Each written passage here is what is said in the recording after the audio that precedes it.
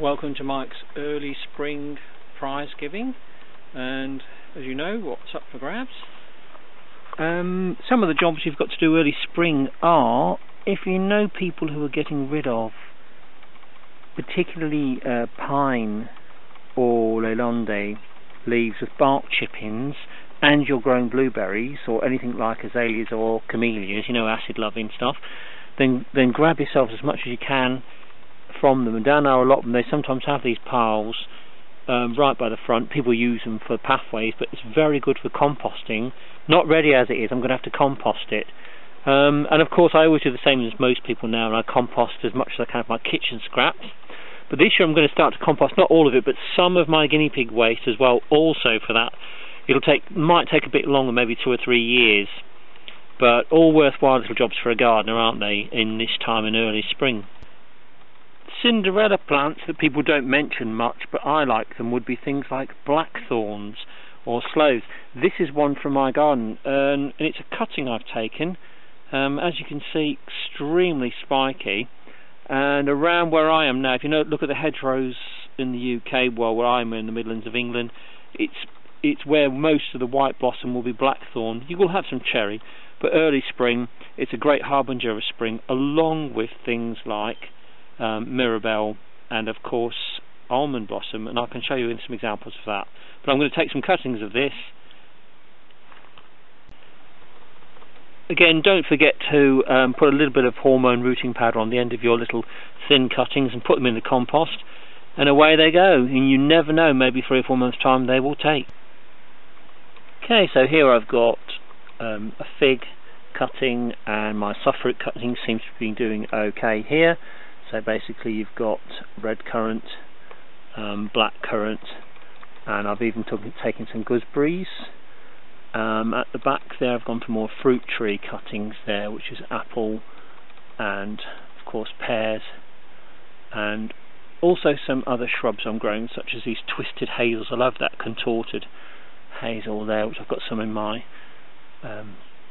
garden, and of course it's good for growing hazelnuts. I've got some filberts, which is the only native, it's hazelnuts, the only native British nut that of course the Romans knew about when they came across, but was part of the diet. Now, as you can see, an early pollinator for the bumblebees. This supplies them with plenty of sugars to keep them going, and this is a red currant bush, and I've got one in my front garden. This attracts the early bumblebees. Freezing cold, about 6 degrees centigrade today, but nice to see that some of the flowers are finally opening on this beautiful red currant bush. This was a good buy from the Poundland. It was soft twist plant ties. You get 6 metres of it, so couldn't wait to pick that up. If you see that, or if you've got a Poundland near you, worth buying. It's sort of got the wire inside, and it's insulated but nice and soft and twistable. I've used it on for some of my fruit trees, and also for tying up some soft fruits like the Japanese wineberry. This loganberry cutting has taken. Some of the others might be okay, but I overwintered them, having more luck with these. And these are just standard tubs, and I get them from Poundland and then drill them underneath and use compost. That is a water plant I got, and the parent plant is over there. My Japanese prunus plant is a bit slow on flying, but it'll get there. I've got to feed it. And another specimen I've got is actually still in bud. I do love these prunus species, and they have them at the garden centre at the moment. Well worth getting one if you see one. Chives has done very well in tubs, and now is the time in early spring, now in the first month or so of spring, to divide them. So I'm going to take this down to the herb garden and divide it. Lemon balm is a great favourite of mine, and this one has survived the winter. Little cuttings I take and rooted well, very aromatic. Of course works well to repel insects, and has a lot of culinary uses in cooking. Oh, that's a nice smell. Got a few of these in my garden. Canemoles. They're the Japanese quince, and they're the older relative of the other quince bushes and trees that I've got, and they're beautiful. They're now in flower. And of course, don't forget, quince fruits, they, whilst being edible when cooked, and can be used for making jams, jellies, etc., are fantastic as air fresheners in their own right. They're extremely aromatic, and so they should be stored separately. So I tried using them over Christmas period, and they're fantastic. They really are a great aroma in your rooms, and they're used in Japan for that purpose. This sister plant of the other Canemoles is still in bud at the moment, in slightly different colours of different species of Canemoles, different variety, but still just as beautiful. Now's the time to get yourself the only British species of edible nut, of hazelnut. I've got one in the garden. It's a filbert, it's called, and it does pollinate with tentish cob. And I've also got some of them in the garden. I don't grow them for fruit here because this garden is given over, as you can probably see, to wildlife. Even my sundial is used as a feeder here. You can probably hear the sparrows chattering in the background. They're mating already. This is what a young Kentish cob looks like. In my garden I can pick out seedlings and take a few down the allotment. Next to the filbert is a quince. This one here is basically from a rootstock. It's from fruit trees that didn't work in my garden, but I kept the rootstock alive, and I like the quince themselves. So if your fruit tree doesn't work, don't kill it just for the sake. You can keep the rootstock and it'll grow into a beautiful quince. Here's another one there where the rootstock failed. As you can see, the graft just failed. It didn't survive in my garden, too many pests. But the quince has survived, so it'll still bear me some flowers and maybe some fruit. I'll feed it and look after it. Here we have a beautiful harbinger of spring in England, and it's blackthorn blossom. And the hedgerows are really alive with this around us, and I've got 3 different blackthorn specimens in my garden. I've taken cuttings, as you've just seen. This woody plant here is actually a honeyberry, and I bought it from Wilko's last year. It's a bit young for producing plants, but you can grow them in tubs, and basically it has survived the winter. I didn't know, I was looking up, I'd actually forgotten where I put it, but it seems to have survived okay on its own. I can repot this and feed it up. So I've seen these in Wilko's today. They're £2.50 if you're quick. It's called honeyberry. Here we have a crabapple which I've grown from seed. I know some of you have tried to grow fruit trees from seed. This one's come from my garden, and I've got 2 or 3 beautiful different types of crabapple. Don't forget, these will cross-pollinate your actual apple trees, your grafted dwarf rootstock apple trees down the allotments and around you, and great pollinators, but also fantastic for your bumblebees. And don't forget the bumblebee, love your bumblebees. They are your friend, your pollinators. And this one here, as I say, is grown from seed. I'm very happy with this. It's about to be a new and successful crabapple. Pear trees are now still in bud, and you'll see that a lot of them still have this knotty appearance along their side shoots, the laterals. This is called canker. You need to spray this. I use a mixture of milk, yes, that is milk, water and bicarbonate. If you look at some of my previous videos you can see the mixture, or just ask me and I'll tell you what I use. A bit of detergent also helps, but you need to have something that works on it. It's a fungus, okay? And all fruit trees are very, very high maintenance, okay? Even against overcast skies, there's no denying the beauty of this almond blossom. It really is stunning. And here in the rainy, as I say, the rainy, constant easterly, damp winds that have come across to us, I'm stunned by this. It's beautiful.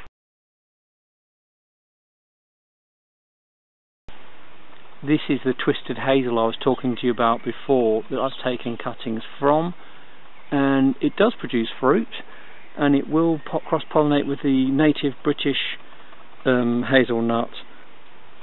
There you go, there's some catkins on my twisted hazel, so it's going through its period where it can produce spread progeny, if you like.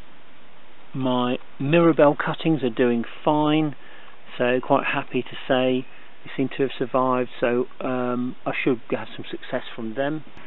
As the birds come to nest over spring, they'll need some cover and protection. This holly in my garden, which has grown across from a neighbour's. I mean, I think he had them chopped down. I've got about 100 seedlings came in my garden. And also anything dense that birds can hide in are good. Just at the back there through a pear tree that I've got, that's a Burr Hardy, I've got a red currant, and growing and winding around the red currant is plenty of ground ivy. Now birds love ground ivy, the denseness of them hides them from marauding magpies. So gardens are important, particularly urban gardens now in England. One of the last known habitats for rarer birds, and I've been looking out for one particular bird this year, and I just hope I do see it. And it's Britain's smallest bird, and it is a goldcrest, and the firecrest and the goldcrest are smaller than wrens. Occasionally see them in the garden, but this is where they hide. They hide out in areas like this where ground ivy goes around bushes. The side of my house has got disused logs in a pile rotting away, and hedgehogs hibernating here, and dunnocks will take refuge. And in the great beast of the east storm we had, I imagine there would have been dozens of birds sleeping here overnight, hiding from marauding foxes, etc., and various tomcats that were, if you'd been left outside, but I wouldn't have left a pet out in that. But the animals have to take refuge somewhere in an urban environment. And now that we have roofs that don't have gaps, mine's got lots of little gaps in them, such as up here, where birds will nest. A lot of the new modern houses haven't got them, so there's nowhere for birds to nest. Hence the nesting boxes I have some for blue tits and robins in the back. Talking of quinces, my project, of course, if those who've been following me will know, will be to grow some Nottingham medlars from seed, and these are the first of the seedlings have emerged, and other ones in the seed pots are just coming up, as you can see, emerging to this grey and damp and freezing cold 6 degrees centigrade. The most successful of my seedlings for the Nottingham medlar has been this one here. They are, of course, a member of the quince family. The 3 cuttings to the left hand side with the buds on are from another quince tree, and this one is called a quince Sidonia. Those of you who like the rock band or pop band Muse will know, might have known that they wrote something called the Knights of Sidonia, and the quince Sidonia is one of the oldest forms of the quince tree, but the Japanese varieties Canemoles, are much more ancient plants.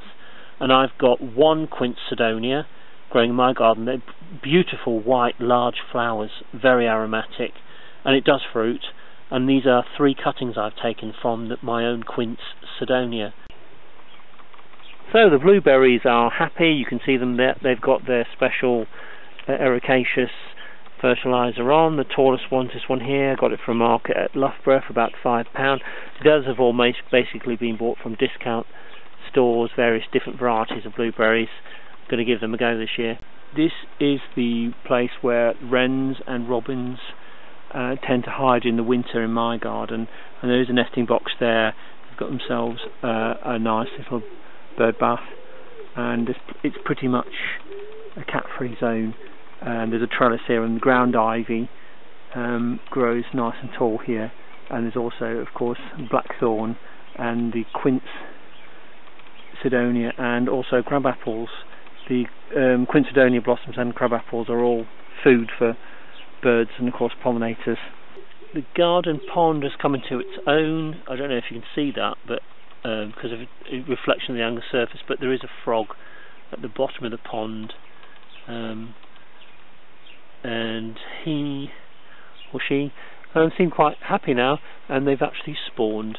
The actual frog spawns are there, and I've put some net over it because the magpies are extremely hungry at the moment. I would like them tadpoles to hatch out. Apparently they latch on to algae once they're born. Obviously that's a bit too shallow for them all, so I may have to transfer them very gently into the larger pond.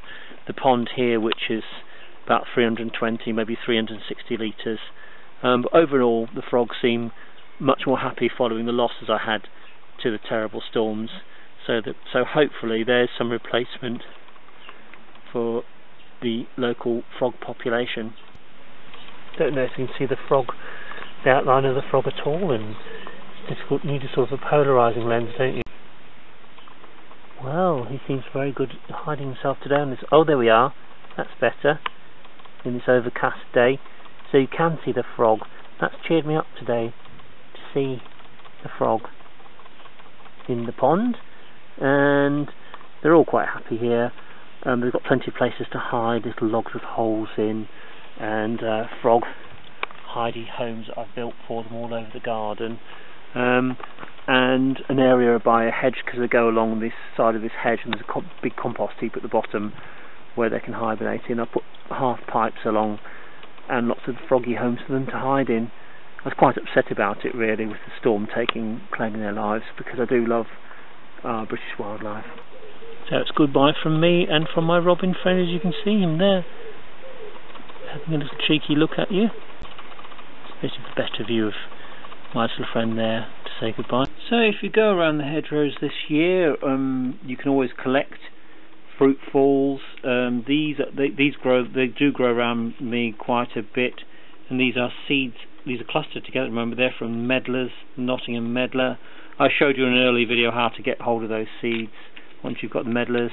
And of course you've got cherries, from wild cherries, almonds, and also this one here. I'm going to try growing some of these. Rose hips.